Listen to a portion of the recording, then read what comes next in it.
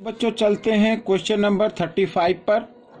यहाँ पर देखो क्या लिखा है, गीत, मीत एंड रीत can do a work in 15, 6 and 10 days respectively. अब रिस्पेक्टिवली का मतलब क्रमानुसार। पहले गीत लिखा तो गीत 15 डेज में फिनिश करता है, मीत 6 डेज में और रीत 10 डेज में। All the three together can finish 3 times of that work in how many days. इसमें लिखा है यदि वो तीनों इकट्ठा काम करे और इस काम का 3 गुना करे तो कितने दिन में फिनिश होगा। ठीक है बच्चों, तो हमें ये क्वेश्चन सोल्व करना है। तो सबसे पहले 3 गुना नहीं, हम 1 टाइम्स निकालेंगे, ठीक है, फिर उसका 3 गुना हम निकाल लेंगे। तो चलो चलते हैं क्वेश्चन नंबर 35 पर। अब यहां पर बच्चों क्वेश्चन नंबर 35, तो सबसे पहले गीत लिखा है। क्वेश्चन आपने देख ही लिया होगा, चाहे तो आप उसका वीडियो पॉज करके स्क्रीनशॉट ले सकते हैं या लिख सकते हैं। तो हम लिखते हैं Geet can do a work equal to 15 days. ठीक है बच्चों, ये 15 डेज है। तो हमें इस टाइप के जो क्वेश्चन होते हैं हमें 1 डे का निकालना होता है उसमें। आइए 1 डे का निकाल लेते हैं। गीत्स वर्क ऑफ 1 डे, तो वो होगा बच्चों 1/15। ठीक है बच्चों, यहां पर 1 डे का काम क्या होगा, 1/15 होगा। अब हमें नेक्स्ट का निकाल लेंगे मीत का। Meet can do a work equal to 6 days.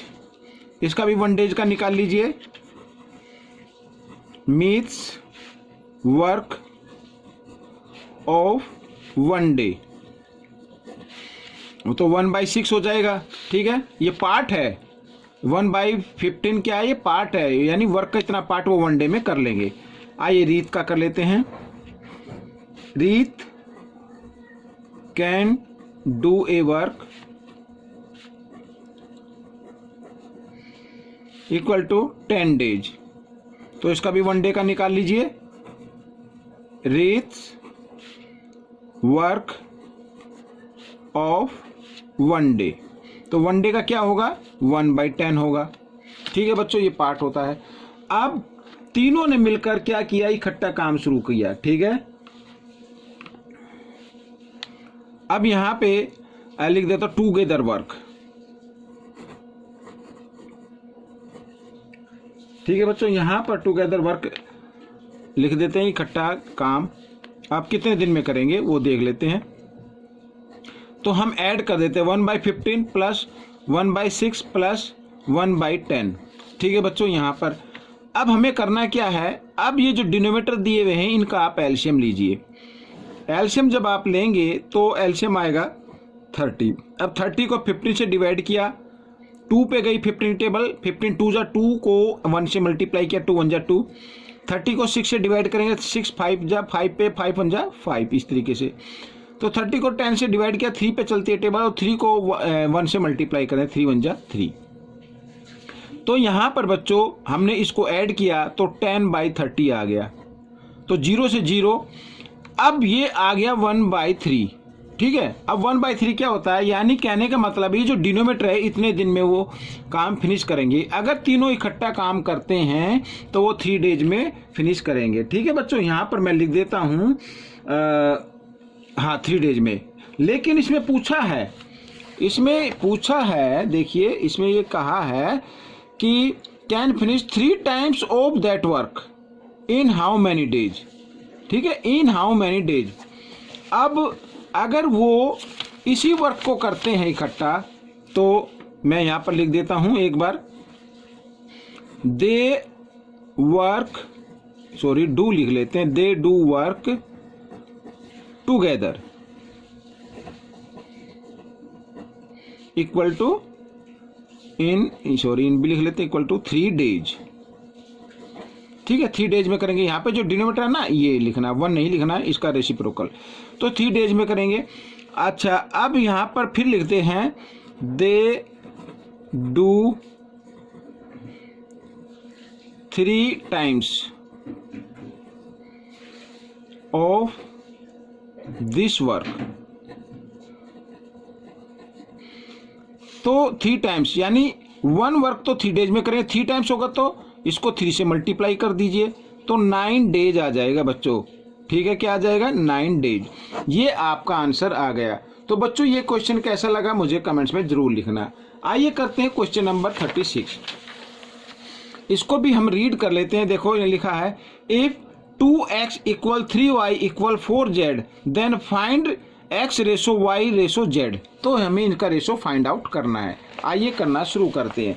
देखो इंपॉर्टेंट क्वेश्चन है। आप सोचेंगे मैथ में तो इस टाइप का क्वेश्चन है नहीं और हकीकत में भी नहीं है, लेकिन मेंटल मैथ में दिया हुआ है। अब मेंटल मैथ में दिया हुआ है तो इसका मतलब क्या होगा कि ये आपके एग्जाम में भी आ सकता है। ठीक है, आइए हम इसको लिख लेते हैं। क्वेश्चन को लिख लेता हूं मैं पहले। If 2x equal 3y equal 4z, ठीक है बच्चों, देन फाइंड करना है हमें x ratio y ratio z। ठीक है बच्चों, आइए करना शुरू करते हैं। देखिए यहां पर 2x equal 3y equal 4z दिया हुआ, तो हम इसको इक्वल मान लेते हैं k के। ठीक है, आइए देखो 2x भी k के इक्वल है। अब x की वैल्यू निकालिए यहां पर, तो x इधर रहेगा k और इधर ये 2 मल्टीप्लाई की फॉर्म में इधर आ जाएगा डिवाइड की फॉर्म में। ठीक है, ये 3y भी किसके इक्वल है? k के इक्वल है। तो यहां पर भी हम क्या करेंगे, y की वैल्यू निकालेंगे तो k/3 आ जाएगा। ठीक है, ये 3 इधर मल्टीप्लाई की फॉर्म में ना, इधर आकर ये डिवाइड में k/3 हो जाएगा, ये हो गया। ठीक है, 4z की भी वैल्यू निकाल लेते हैं। 4z भी k के बराबर है और इस k की वैल्यू अगर निकालें, सॉरी z की वैल्यू निकालें तो z भी क्या होगा यहाँ पर k/4। ठीक है, ये हो गया। अब हमें करना क्या था, हमें करना है x ratio y ratio z। ठीक है बच्चों, हमें ये फाइंड करना है x ratio y ratio z, और इनकी जो वैल्यू आई है वो मैं इधर लिख लेता हूँ, k/2 ratio k/3 ratio k/4। ठीक है, इस तरीके से।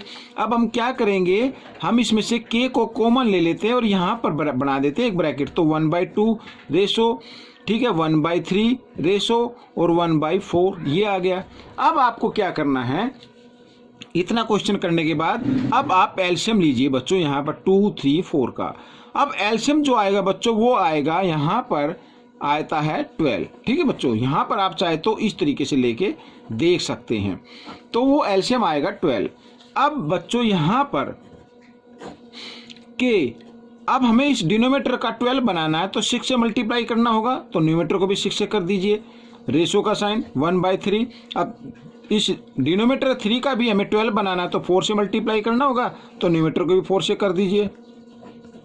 1/4, तो 4 का भी हमें क्या बनाना है, 12 बनाना, तो इसको 3 से मल्टीप्लाई करना, तो न्यूमरेटर को भी 3 से कर दीजिए।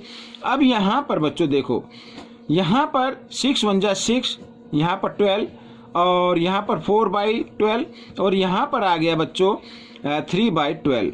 ठीक है, अब आपका है कि इनका रेशो क्या होगा, जैसे लिखा था x ratio y ratio z, क्या रेशो होगा। अब ये डिनोमिनेटर तो इक्वल आ गया, इन सभी डिनोमिनेटर को आप छोड़ दीजिए और इसका आंसर आ जाएगा जो न्यूमरेटर है 6/4/3। तो ये आपका आंसर आ गया। तो बच्चों ये क्वेश्चन कैसा लगा मुझे कमेंट्स में जरूर लिखें और इसमें से सीखकर आप दूसरे बच्चों को जरूर सिखाएं। मिलते हैं अगले पार्ट में, तब तक के लिए धन्यवाद।